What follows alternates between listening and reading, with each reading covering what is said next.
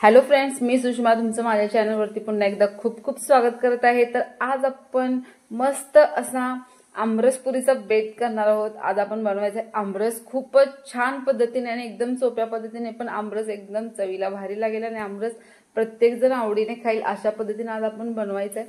तर हे मी आंबे घेतलेले आहेत। तर आंबे घेताना आपण खूपच ते जास्त एकदम मऊसूत असतात ते आंबे आपण आमरससाठी वापरतो, पण असे न करता तुम्ही छानसे आंबे आणा आणि त्याचा आपण आमरस कसा बनवायचा ते आता आपण बघूया।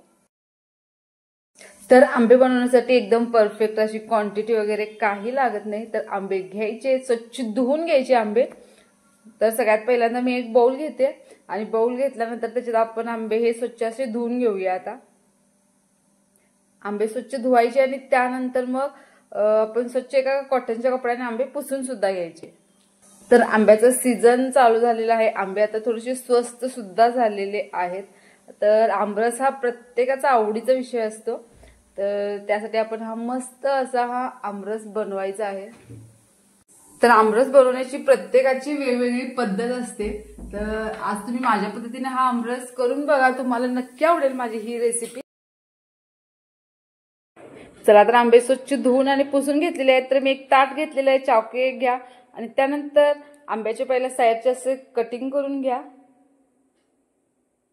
आणि त्यानंतर आंब्याचे आपल्याला साल जितकं पातळ काढता येईल तितकं आपण काढायचं।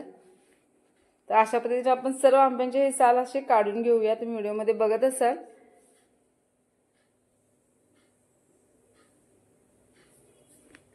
तर आंब्याचा जो गर आहे तो सालीला आला तरी सुद्धा चालेल, कारण तो सुद्धा आपण नंतर काढून घेऊ शकतो।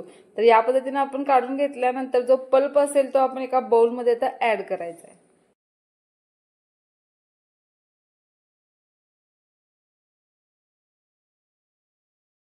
तर तुम्ही बघू शकताय या पद्धतीने आपण आता हे आंब्याचे जो पल्प आहे, जो गर आहे, तो एका बाउलमध्ये अशा काढून घ्यायचा आहे।